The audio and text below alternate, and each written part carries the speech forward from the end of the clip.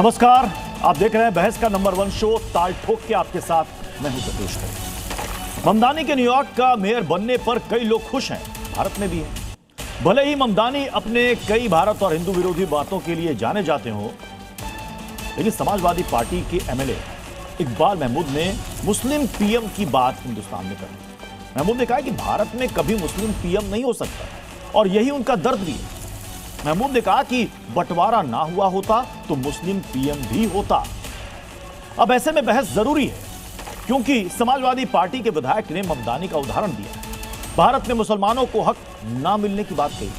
2017 के बाद मुसलमानों की स्थिति बिगड़ने का दावा किया है। जब बातें इस हद तक चली जाए तो कुछ सवाल भी गंभीर हो जाते हैं। मसला, विधायक इकबाल क्या सपा में मुस्लिमों को मिले हक से संतुष्ट हैं? क्या समाजवादी पार्टी विधायक अखिलेश से मुस्लिम सीएम चेहरा देने की मांग करेंगे? क्या एक मुस्लिम पीएम ही मुसलमानों का भला कर सकता है? इन सवालों के अलावा कई और अहम सवालों को लेकर मेहमानों के साथ करेंगे चर्चा ताल ठोक के। लेकिन उससे पहले ये रिपोर्ट। हिंदुस्तान के अंदर 30-32 करोड़ मुसलमान हैं। हम तो सोच भी नहीं सकते कि हम प्रधानमंत्री बनना। आप 17% हैं। अगर मल्ला का बेटा उप मुख्यमंत्री बन सकता तो क्या आदम का बेटा मुख्यमंत्री नहीं बन सकता? हमको जवाब दो। और हमको बोल रहे दरी बिछाओ, दरी बिछाओ, दरी बिछाओ। जो हिंदुस्तान से प्यार था वो हिंदुस्तान में रहेगी। जिसे मोहम्मद अली जिन्ना से प्यार था वो पाकिस्तान चला गया। हम तो उस दिन को कोसते हैं। ऐसे लोगों के ऊपर चिन्हित करके और राष्ट्रीय द्रोह के तहत मुकदमा पंजीकृत करके जेल में भेजना चाहिए। ऐसे लोग को भारत में रहने की आवश्यकता नहीं है।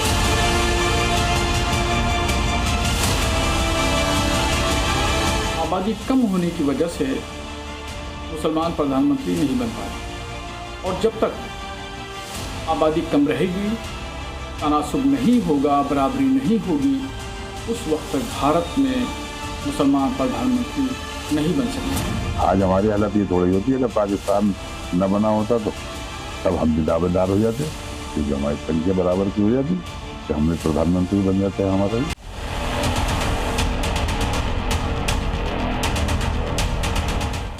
चलिए अपने मेहमानों से आपको जल्दी से मिलवा देते हैं। हमारे साथ अनिला सिंह बीजेपी की प्रवक्ता जुड़ चुकी हैं। हमारे साथ डॉक्टर एमएच खान जुड़ चुके हैं, पॉलिटिकल एनालिस्ट हैं। दो मेहमान हमारे साथ स्टूडियो में, उमजू उपाध्याय जी हिस्टोरियन है, डायरेक्टर हैं ICHR के। नाजिम खान हमारे साथ हैं, इस्लामिक स्कॉलर हैं। और थोड़ी देर में कुछ और मेहमान भी हमें ज्वाइन करेंगे। मैं अनिला सिंह जी सबसे पहले आपके पास आ रहा हूं। इकबाल महमूद का बयान आपने सुना होगा, अभी हमने पैकेज चलाया है, रिपोर्ट में भी आपने सुना। वो एक बात और कह रहे हैं कि 2017 के बाद से मुस्लिमों की स्थिति देश भर में बिगड़ी है। इशारा इनडायरेक्टली किस तरफ है आप समझ गई होंगी।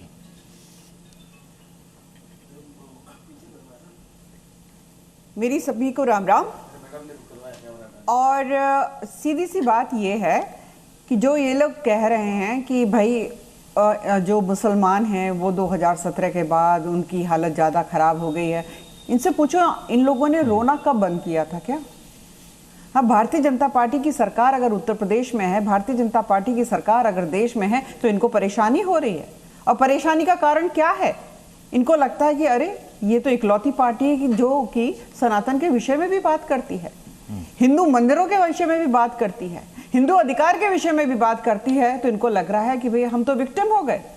हाँ, सीधी सी बात यह है कि इस देश में अगर कोई भी राजनीतिक दल मेजॉरिटी पॉपुलेशन के विषय में कोई भी चर्चा करेगा तो मुसलमान कहेंगे हमें तो परेशान किया जा रहा है। पूरे विश्व में देखा जाए तो पूरे विश्व की जो तीसरी सबसे बड़ी आबादी है मुसलमानों की, वो भारतवर्ष में रहती है।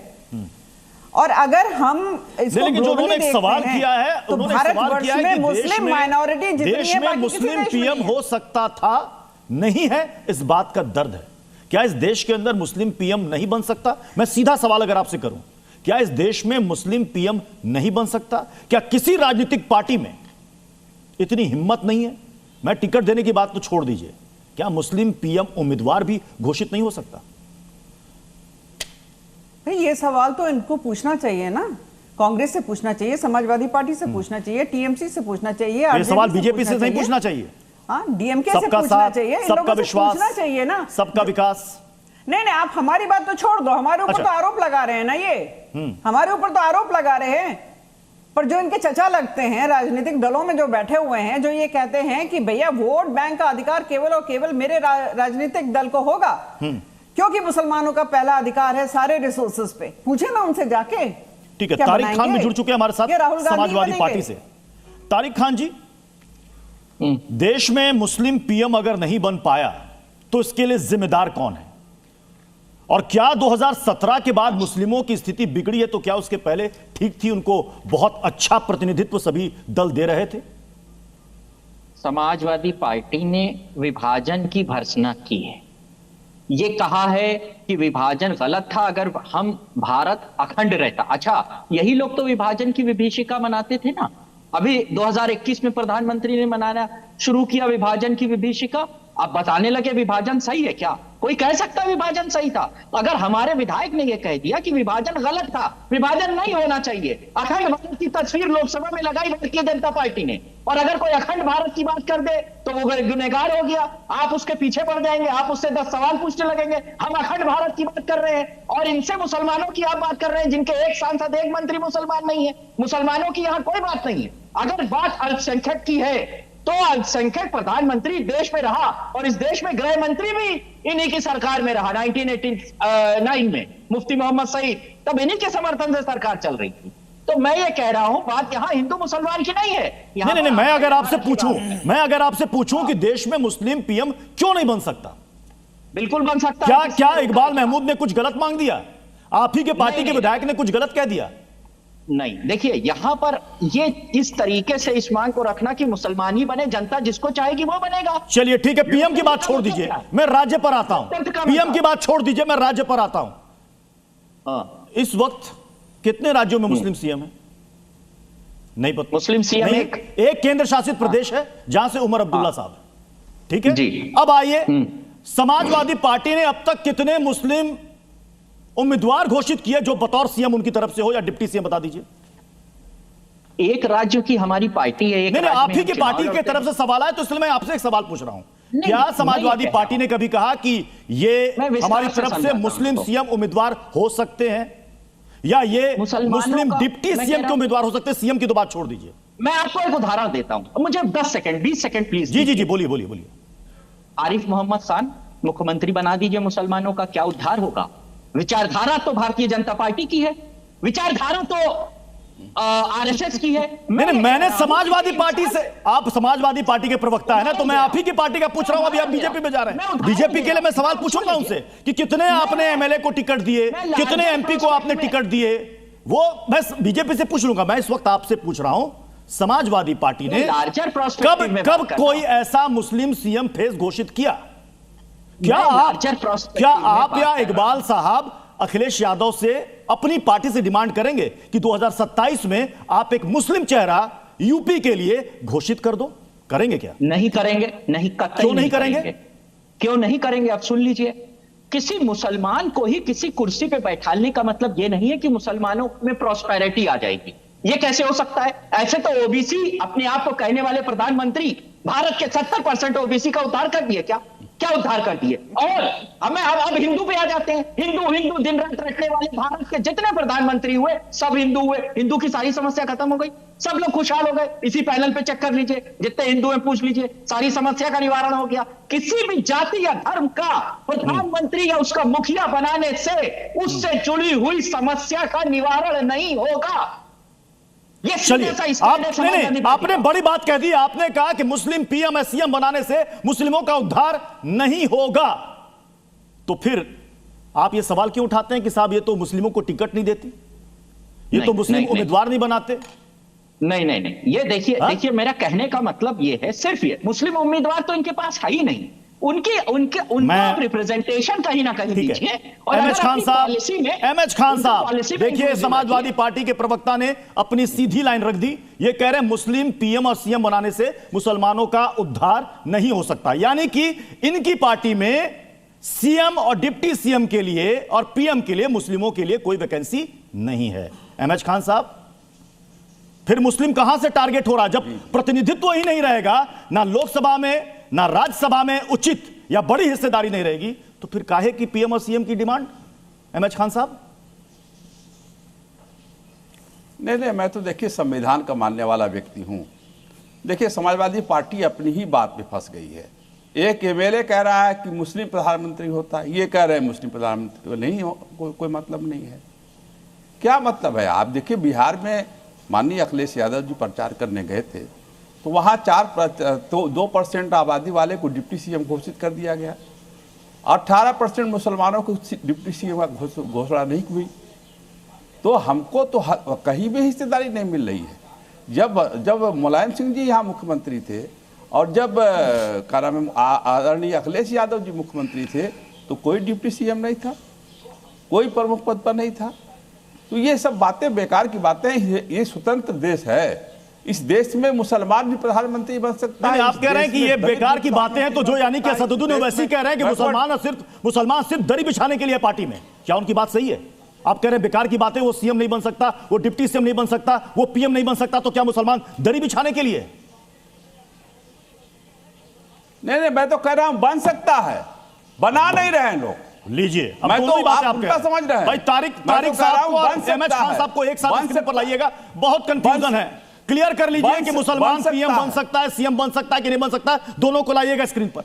बहुत कंफ्यूजन है। एमएच खान साहब एक पल में आप कह रहे हैं कि कुछ भला नहीं होगा, दूसरे पल में बन सकता, बनाना नहीं चाहते, लाइएगा दोनों को स्क्रीन पर। भैया तय हो जाए कि मुसलमान सीएम या पीएम या डिप्टी सीएम या डिप्टी पीएम बन सकता है कि नहीं बन सकता।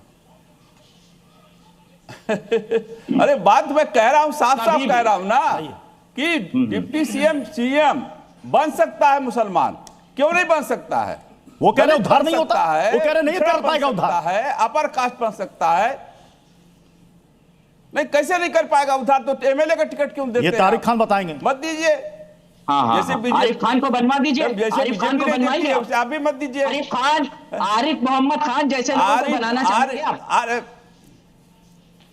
बताइए, आपको देखिए किसी डेवलपमेंट कर देंगे का कोई हक नहीं है, कोई कहने का हक नहीं है। आरिफ मोहम्मद खान बीजेपी के सदस्य नहीं है, आरिफ मोहम्मद खान बीजेपी के सदस्य नहीं है, आरिफ मोहम्मद खान गवर्नर है, उनका संविधान नहीं। आरिफ मोहम्मद खान संविधान के हिसाब से बने हुए हैं।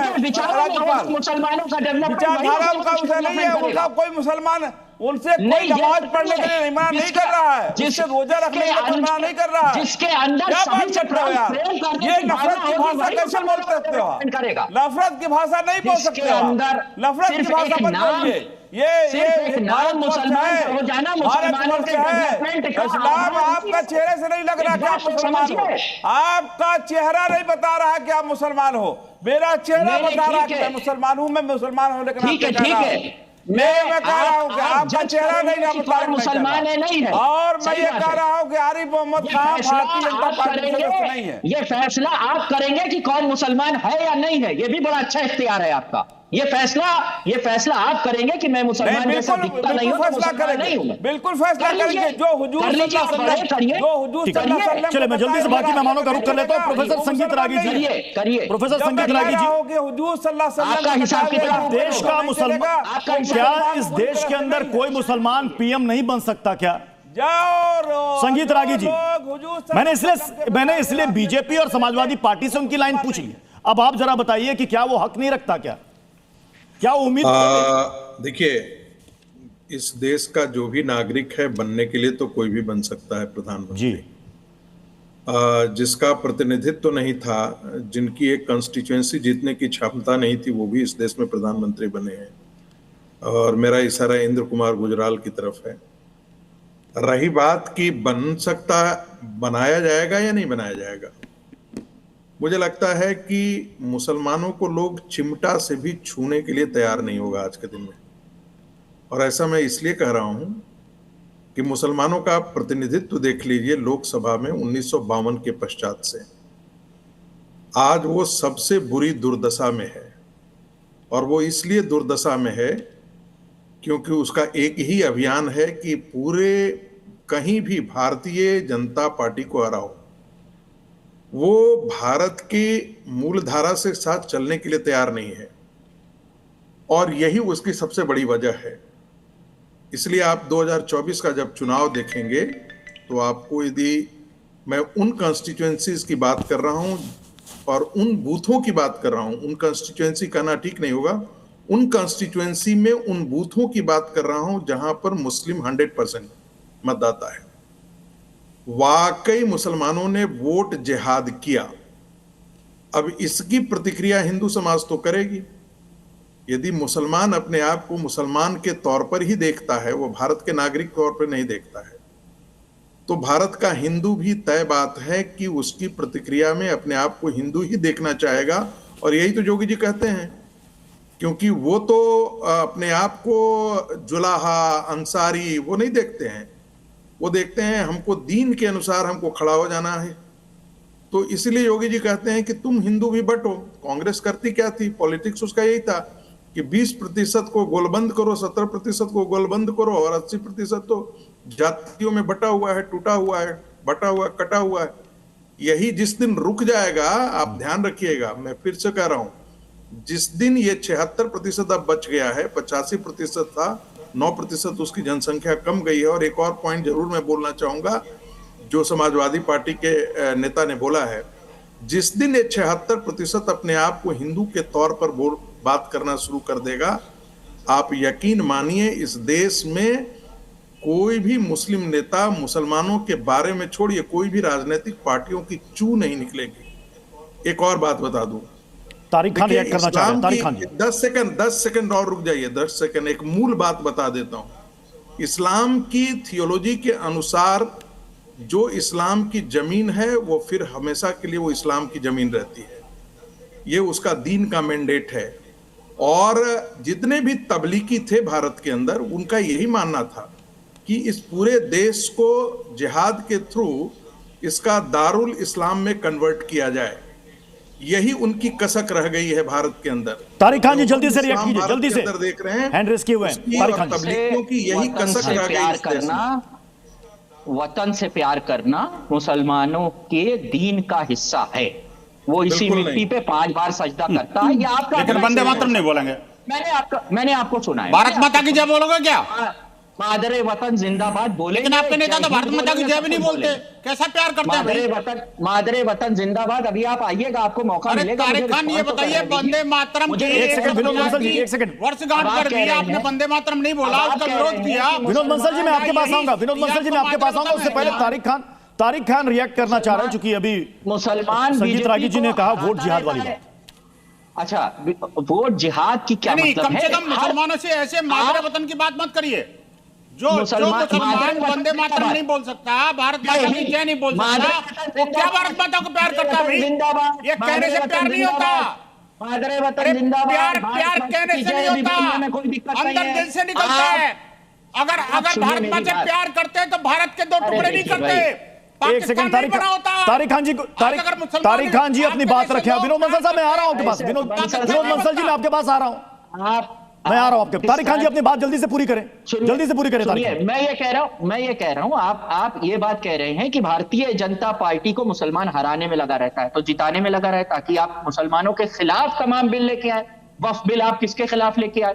तमाम मुसलमानों की भावनाओं के खिलाफ। आपको जिता दे, आप वक्फ बिल लेके आए, मजारों को तोड़े, मस्जिदों को तोड़े, मुसलमानों के खिलाफ तमाम किस्म के षड्यंत्र चलाए पोलराइजेशन करने के लिए, तो आपको लेके आए। आपकी उनके डेवलपमेंट की, इंक्लूसिव डेवलपमेंट की एक स्कीम बताइए आप। 0 है। 50% आपने माइनॉरिटी, जो सेंट्रल गवर्नमेंट का बजट था, जो माइनॉरिटी के बच्चों के लिए आता था, उसको कट कर दिया। अब किसकी बात करेंगे आप? क्या बात करेंगे सेंट्रल गवर्नमेंट का? ठीक है, मौलाना आजाद स्कॉलरशिप जैसी अनिला जी कर दिया। तारिक खान का कहना है कि क्यों नहीं मुसलमान अपने दीन के मुताबिक वोट करे बीजेपी को हराने के लिए। आज तक बीजेपी ने मुसलमानों के लिए किया ही क्या है? अब बताइए अनिला जी। ऐसा है, तारिक खान जैसे मुसलमानों ने मुसलमानों का ठेका नहीं ले रखा है, ओवैसी जैसे मुसलमानों ने मुसलमानों का ठेका नहीं ले रखा है। अगर कोई भारतीय मुसलमान अपने वतन को प्यार करता है, सनातन का सम्मान करता है, तो मैं कहूंगी कि वो अच्छा मुसलमान है, वो सनातनी मुसलमान है। वो अपने राष्ट्र को भी प्यार करना जानता है और दूसरे धर्म का भी सम्मान करना जानता है। ये कह रहे हैं कि भारतीय जनता पार्टी को हराना चाहिए, आपको जिताना चाहिए। कार सेवकों को गोलियों से भून डाला, सरयू नदी को लाल कर डाला। आप जैसे मुसलमानों को और आप जैसे राजनीतिक दलों को चुनकर लेकर आना चाहिए। और जब इनके अध्यक्ष से पूछा गया तो इन्होंने कहा नहीं, मैं फिर गोलियां चलाऊंगा क्योंकि मुझे संविधान को बचाना होता है। संविधान को बचाने का मतलब यही होता है कि आप दंगे करवाइए, हिंदुओं को टारगेट करवाइए। हाँ, बहन बेटियां जो हिंदुओं की हैं, मुसलमान लड़के, बदमाश लड़के अगर उनको छेड़ते हैं और फिर दंगे हो जाते हैं तो ये कहा जाए हिंदुओं को जेल में डालना, मुसलमानों को हाथ मत लगाना। क्या बात करते हैं आप? और आप बात कर रहे हैं इकोनॉमी की, और जब स्ट्रॉन्गेस्ट होल्ड ऑन, आज जो एक मजबूत इकोनॉमी की तरह भारतवर्ष आगे बढ़ रहा है तो क्या मुसलमान उसके हिस्सेदारी में नहीं है? शर्म आनी चाहिए आप लोग को, शर्म आनी चाहिए।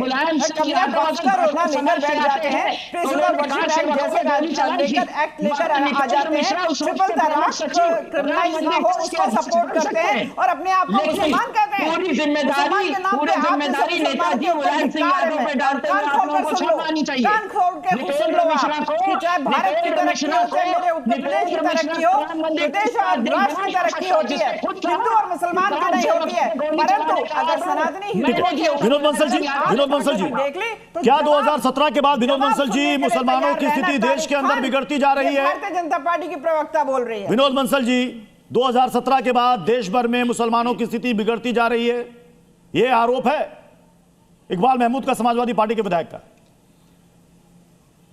प्रत्युष खरे जी, आप खरी बात के लिए जाने जाते हैं और बात खरी खरी कर रहे हैं।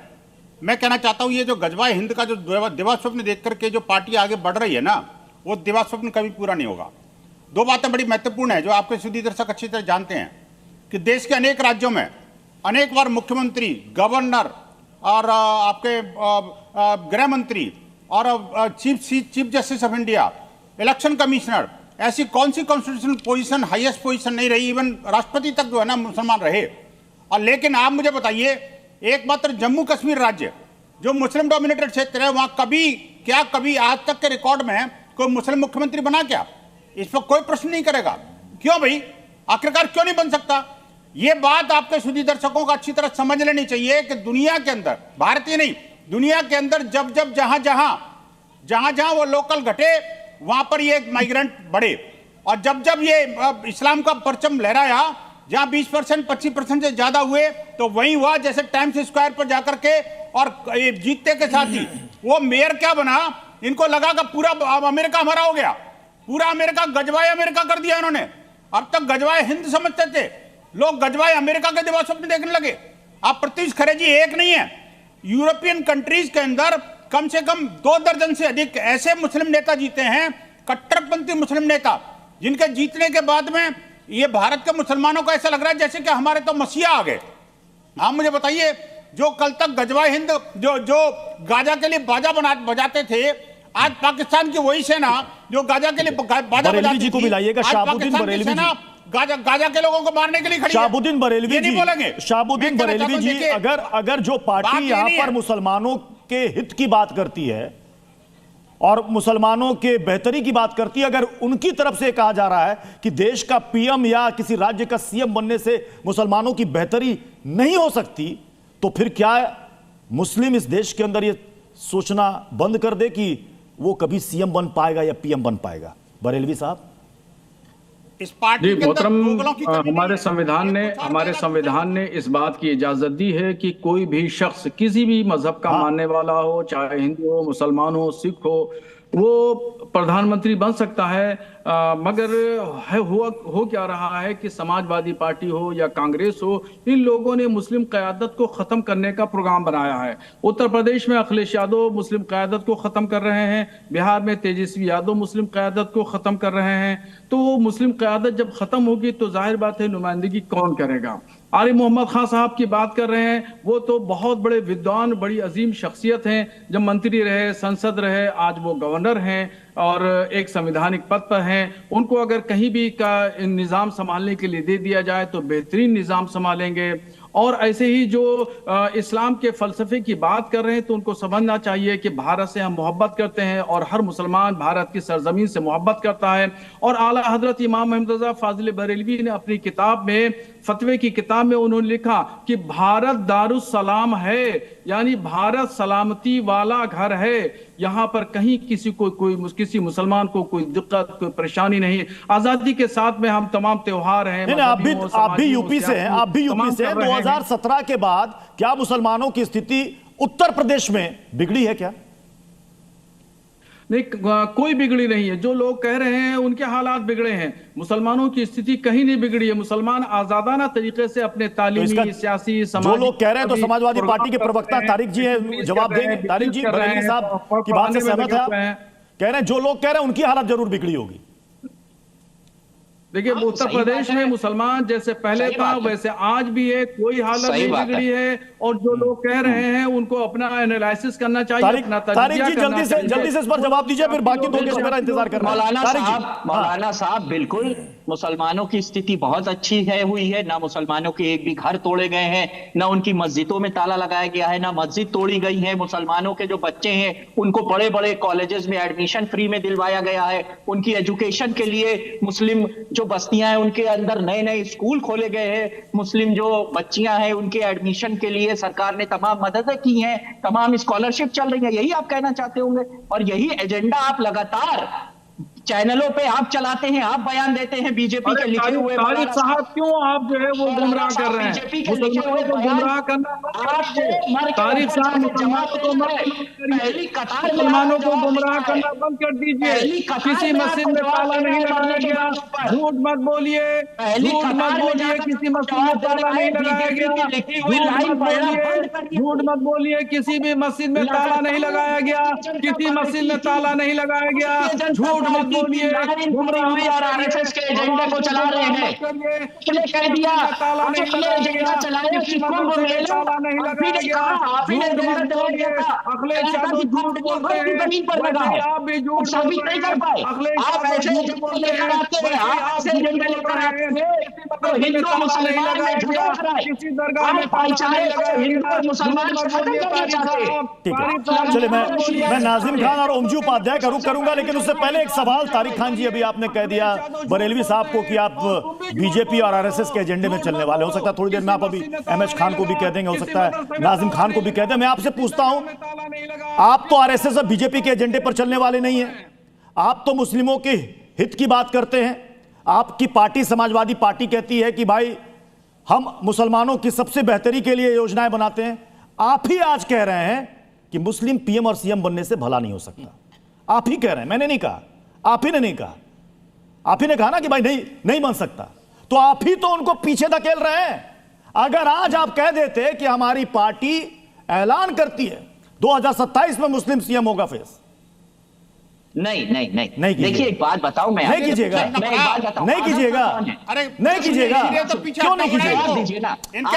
चलिए, बाकी सारे यहाँ पर आरएसएस वाले, बीजेपी वाले एजेंडा लेकर आ गए, चलिए सब एजेंडा लेकर आए। आप मुस्लिम के सबसे बड़े हितैषी, मैं आपसे पूछता हूं, आज बता दीजिए 2027 में समाजवादी पार्टी की तरफ से ये मुस्लिम फेस होगा सीएम का। चलिए, सीएम पद मान लीजिए कि वैकेंसी नहीं है, डिप्टी सीएम होगा, वो भी बता दीजिए, बोलने का मौका दीजिए। जी बताइए। अगर हम सीएम या डिप्टी सीएम बना दें या कह दें तो मुसलमानों की सारी समस्या खत्म हो जाएगी यहीं से, यही हल है। अगर आप ये वादा करते हैं, आप मुझसे प्रॉमिस करिए कि यही हल है मुसलमानों की तालीम का, उनकी एजुकेशन का, उनकी बैकवर्डनेस का, उनकी जो आर्थिक स्थिति है खराब है, ये सब। अच्छा, आपको ये बोलने में क्या दिक्कत है? आपको ये बोलने में क्या दिक्कत है कि मुस्लिम सीएम फेस होगा हमारी पार्टी से? क्या दिक्कत है आपको? नहीं, किसी भी सांप्रदायिक, क्या दिक्कत है आपको? किसी भी धार्मिक आधार पर आप कैसे जजमेंट कर सकते हैं? कैसे जजमेंट कर सकते हैं? वाह, जनता धार्मिक आधार पर जजमेंट करे। आप लाइन खींचना चाहते हैं। एक तरफ तो आप कहते हैं कि भाई मुस्लिमों के साथ बुरा हो रहा है, टारगेट किया जा रहा है, प्रतिनिधित्व की बात करते हैं। भाई पीएम बनाने से, सीएम बनाने से क्यों हिचक रहे हैं? जरूरी क्यों हिचक रहे हैं? मुसलमानों की बात करनी है तो वो आदमी मुसलमान ही हो। अगर मुसलमानों की बात करनी है तो फिर ये बात आप अपने विधायक को समझाइए कि भैया ऐसे ख्वाब देखना बंद कर दो, हमारी पार्टी से कोई सीएम नहीं होगा मुस्लिम। आप अपने पार्टी के विधायक को समझाइए, इकबाल साहब को, कि नहीं होगा कोई एमएच खान जी, नो वैकेंसी, खाली समाजवादी पार्टी में सीएम के लिए खाली। तो आप कह दीजिए ना कि एमएच खान की नो वैकेंसी है, नहीं बोल सकते एमएच खान को टाइम नहीं देंगे आप। अरे पूरा समय दे रहे हैं। अरे बोलिए ना, बोलिए। अरे एमएच खान साहब बोलिए। आपने 20 सेकंड नहीं दिया, आपने 20 सेकंड नहीं दिया आपने बोलने के लिए। अभी निकाल के क्लिप देख लीजिएगा कितना सेकंड आपने बोला है। ना बोलवाइए, हम बैठे हैं चुपचाप। अरे बोलिए देख लीजिए कितना सेकंड बोलिए क्या होता है। अरे बोलिए। मैं कह रहा हूँ, देखिए ये बहस जो हो रही है कि मुसलमान हो जाए। अभी इन्होंने एक चीज कहा कि आरिफ मोहम्मद खान बने हुए हैं, उनके बनने से कुछ नहीं होगा। आरिफ मोहम्मद खान के पैर के धोवन भी नहीं है ये, जितने काबिल इंसान है वो, जितना पढ़ा लिखा इंसान है वो। और आप मुसलमान होकर मुसलमान की उसको नहीं बने देगी एक्सरसाइज कर रहे हैं। शर्म नहीं आती आपको? उससे तो खतरनाक तरीके से चिढ़ती है सपा। अब आप कह रहे हैं मुस्कुरा रहे हैं। देखिए तारिक खान मुस्कुरा रहे हैं। आप आरिफ मोहम्मद खान के बारे में कह रहे हो, मुस्कुरा रहे हैं, हंस रहे हैं आप पर, हंस रहे हैं एमएच खान जी। मुस्कुराएंगे इसलिए कि उनके पैर के धोवन भी नहीं है, उनके पैर के धोवन भी नहीं है ये। आरिफ मोहम्मद खान के पैर के धोवन नहीं है ये। आरिफ मोहम्मद खान जैसा पढ़ा लिखा आदमी और हर चीज का, हर धर्म का ज्ञान जानने वाला व्यक्ति, वो पूरे हिंदुस्तान में आज एक मुसलमानों में सबसे बड़ा पढ़ा लिखा हुआ आदमी। मैं मौलाना साहबुद्दीन का इस बात के लिए तारीफ करता हूं कि उन्होंने आरिफ मोहम्मद खान की तारीफ की और सही बात कही। अब ये चाहते हैं कि जाहिल मुसलमानों को बैठा दिया जाए, जो खाली हिंदू मुसलमान करे, जो खाली मुसलमान करे, जो खाली हिंदू मुसलमान को बात करे। ये नहीं चल रहा है। जाहिल हो तुम जाहिल हो, तुम जाहिल हो। और ये आपकी तहजीब है, ये इस्लाम की तरबियत है। हमको बना दोगे तो हम तो कर रहे हो, लेकिन आपकी दाढ़ी का एहतराम करते हुए और आपका तुम तलाक नहीं करोगे तो तुम्हारे बेटे की तरह से हो, तुमको तलाक नहीं करेंगे, आप करेंगे। किसका एहतराम कर रहे हैं तारिक खान जी? किसका एहतराम कर रहे हैं? दाढ़ी का एहतराम कर रहे हैं। क्या कहा मैंने? उम्र और दाढ़ी का, उम्र और दाढ़ी दोनों का। भाई असदुद्दीन ओवैसी साहब कहते हैं कि हमारी टोपी और दाढ़ी देखकर मुझे तो आतंकवादी कह दिया जाता है। ये तो इनाम देती है हमें पार्टियां। नहीं ऐसा नहीं है। देखिए अभी आप उम्र और दाढ़ी देख रहे हैं। अभी यही कोई बीजेपी के या किसी हिंदूवादी संगठन के लोगों ने अभी दाढ़ी वाली बात कह दी तो अभी हाय तौबा मच जाता ना। आपकी भी दाढ़ी है, आपकी भी दाढ़ी है। असदुद्दीन ओवैसी कहते हैं मेरी टोपी और दाढ़ी देख करके मुझे एक्सट्रीमिस्ट कह दिया गया, मुझे आतंकवादी कह दिया गया। क्या मैं आतंकवादी हूं? मैं आपसे पूछता हूं, क्या मुसलमान इस देश में डरा हुआ है, खौफजदा है? 17 के बाद स्थिति बहुत ज्यादा बिगड़ गई है।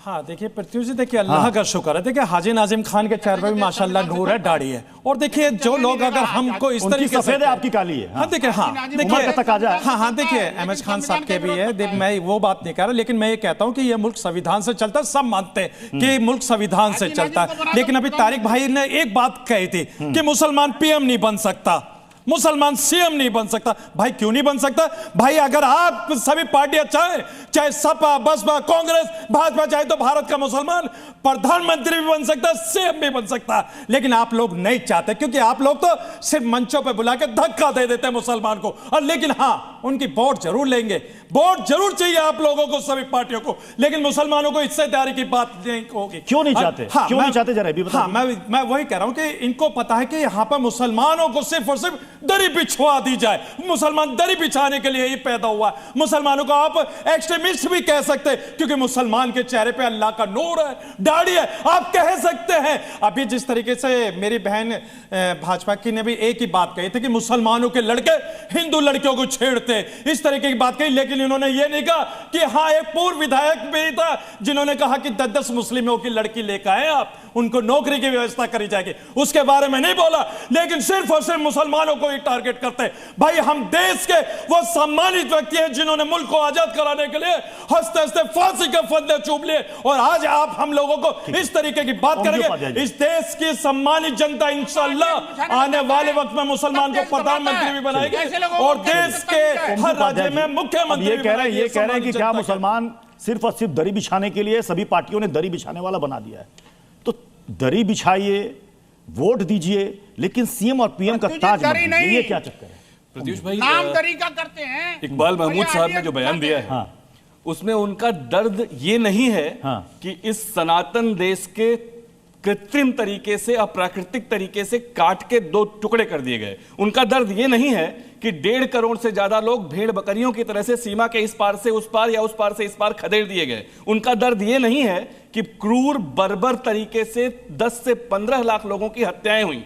उनका दर्द ये नहीं है। उनका दर्द ये है कि अगर पाकिस्तान और बांग्लादेश नहीं बटा होता तो जो 30-35 करोड़ लोग यहां रह रहे होते, मुस्लिम आबादी रह रही होती, उससे मुस्लिम प्रधानमंत्री बन पाते। ये क्या अजीब सी बात है। इस देश ने कहा मुसलमानों को, जो भी इस देश को चाहने वाला, इस देश की को अपनी मातृभूमि मानने वाला मुसलमान है, जिसे भारत माता की जय बोलने में, जिसे वंदे मातरम कहने में समस्या नहीं होती, ऐसी पूरी लिस्ट है। ऐसी पूरी लिस्ट है। नाजिम भाई, मैंने आपको नाजिम भाई, ये कौन सी बात कह दी आपने? अरे भाई, देश का बंटवारा हुआ इतिहास से, उसका दर्द हमारे दिल में है। क्यों हुआ बंटवारा? कहां दर्द है? भाई क्यों तुम इस तरह की बात करते हैं? मुस्लिम अगर देश के अंदर अगर अखंड भारत की बात हो रही है तो आप लोगों को दिक्कत है। देश के अंदर अखंड भारत की बात होना सही है, अखंड भारत होना चाहिए, लेकिन आप लोग सिर्फ और सिर्फ जहां मुस्लिम को टारगेट करने की कोशिश कर रहे हैं, बंद कर दीजिए ना, बंद कर दीजिए। मैं आपको एक चीज बता दूं, हमारे पास आधार कार्ड है, पैन कार्ड है, वोटर कार्ड है, लेकिन आपकी तरह वो विक्टिम, लेकिन भारत माता की जय बोलने का, भारत माता की जय बोलने का जज्बा नहीं है भाई। कल वंदे मातरम की 150, कल वंदे मातरम की यहाँ पर नाजिम भाई यही बोलिए ना, मेरे साथ वंदे मातरम बोलिए एक बार। आप घोषित कर दें, क्यों नहीं मेरे साथ एक बार वंदे मातरम गा लीजिए कि वोट ही लेंगे आप लोग। चलिए, मैं अनिला जी आपके पास आ रहा हूं। चलिए, समाजवादी पार्टी ने तो कह दिया कि कुछ भला नहीं होगा। अभी और भी पॉलिटिकल पार्टियां जिनको हमने आमंत्रित किया था अगर आती तो मैं उनसे भी यही सवाल करता। मैं आप ही से कर लेता हूं सवाल, क्या बीजेपी किसी रूलिंग स्टेट में किसी मुस्लिम को सीएम बनाएगी? देखिए, यहां पर मैं 3-4 बात कहना, ज्यादा कठिन तो नहीं पूछ लिया सवाल मैंने। इस्लामिक स्कॉलर है, इन्होंने बिल्कुल भी नहीं पूछा जी। और मैं किसी भी प्रश्न से भागती नहीं हूं, उत्तर दूंगी और डंके की चोट पर उत्तर देती हूं। मैं जो अनअपोलॉजिक टाइप के जो सनातनी होते हैं ना, मैं उनमें से आती हूँ, ठीक है। मुझे कुछ भी, मैं गिल्टी फेस लेकर कुछ नहीं बोलती हूँ। देखिए, ऐसा है कि सबसे पहले तो इस्लामिक स्कॉलर साहब ने कहा कि अनिला सिंह ने ये बोला कि मुस्लिम लड़के हिंदू लड़कियों को छेड़ते हैं। ये आप बेहतर जानते होंगे कि छेड़ते हैं कि नहीं छेड़ते हैं। यहाँ पर मैं 2013 के दंगों की बात कर रही थी मुजफ्फरनगर के, पर कान में रूल लगाकर बैठते हैं, रोने की आदत आपको पूरी फहरिस्त तो सुना सकता हूं, पूरी फहरिस्त। दूसरी बात ये है, शांत होकर बैठिए, शांत होकर बैठिए। एक भी मुस्लिम उम्मीदवार नहीं है बीजेपी अरे शांत होकर बैठिए, चुप होइए। नहीं, सुन लीजिए। दूसरी बात ये है कि समाजवादी पार्टी के प्रवक्ता ने कहा, मुसलमानों की वोट लेंगे, शर्म तो आती नहीं है। अपने आप तलाक कर जो महिलाओं के साथ आप लोग अपमान करते थे, आप समझते थे कि हर महिला ऐसी होगी। मैं हिंदू महिला हूँ, समझ लीजिए, मैं अपमान बर्दाश्त नहीं करती हूँ, मैं अपमान बर्दाश्त नहीं करती हूँ। मोहम्मद खान इन लोगों को क्यों नहीं बर्दाश्त होते? अनिला जी हिस्सेदारी मांग रहे हैं। अनिला जी, नाजिम खान आपकी पार्टी में अपने लिए मुस्लिम तबके के लिए हिस्सेदारी मांग रहे हैं कि आप ये बताइए कि कितने स्टेट में इलेक्शन में आप इनको टिकट दीजिएगा, कितने लोकसभा चुनाव में आप मुस्लिम उम्मीदवार उतारिएगा, हिस्सेदारी मांग रहे हैं। केंद्र सरकार में कितने मंत्री हैं? नहीं, ये जो है ना इस्लामिक स्कॉलर, पता नहीं कौन से स्कॉलर है, इनसे कहिए कि अपने आप को अब्दुल कलाम जैसे, आरिफ खान जैसे काबिल मुसलमान बनाए। भारतीय जनता पार्टी आपको बिल्कुल आगे बढ़ाएगी। क्या सपोर्ट नहीं किया? अब्दुल कलाम साहब को सपोर्ट नहीं किया? आरिफ मोहम्मद खान साहब को सपोर्ट नहीं किया? हर काबिल मुसलमान को भारतीय जनता पार्टी सपोर्ट करती है। पर अपने आप को अगर बलि का बकरा बनाने का शौक है तो जाइए समाजवादी पार्टी के साथ, जाइए कांग्रेस के साथ, जाइए टीएमसी के साथ, जाइए आरजेडी के साथ। और पर एक बात है पृथ्वी जी, आपने एक बात बहुत गलत कही। आपने कहा कि समाजवादी पार्टी का अध्यक्ष जो है, होल्ड ऑन, समाजवादी पार्टी का अध्यक्ष जो है वो हिंदू है। नहीं साहब, समाजवादी पार्टी का अध्यक्ष हिंदू नहीं है, वो हलाल हिंदू है। वो हलाल हिंदू है। वो ऐसे हिंदू हैं जो मुसलमानों को कहते हैं हम तो बिल्कुल दरी बिछाकर, कालीन बिछाकर सब कुछ करने के लिए तैयार हैं। आपके कहने पे हिंदुओं के कनपटी पे बंदूक लगाकर और गोली मारने के लिए भी तैयार है। ये कहते हैं मुसलमान परेशान है।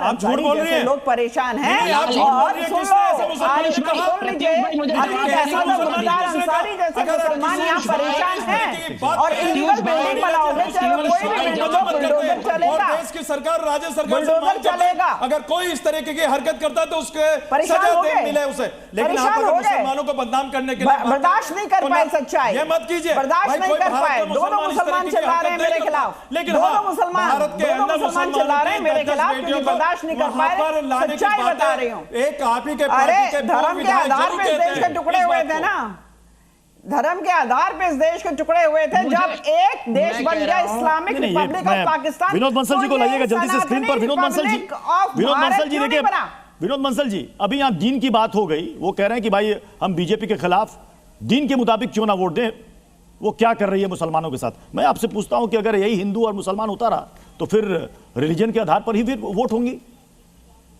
फिर कोई किसी को नहीं कह पाएगा कि तुमने गलत किया। अनिला जी ने दुर्गा शक्ति,